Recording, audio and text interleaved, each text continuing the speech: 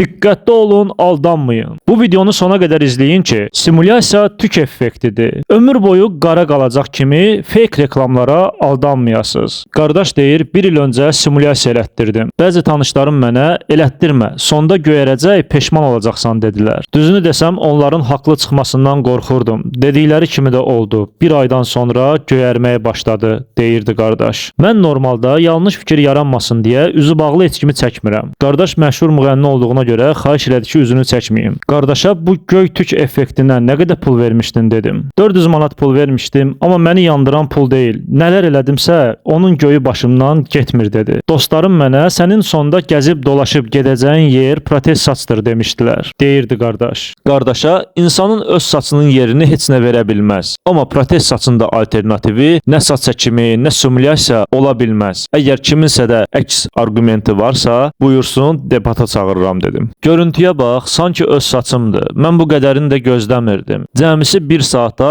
istədiyimdən də artıq nəticə əldə etdim dedi qardaş.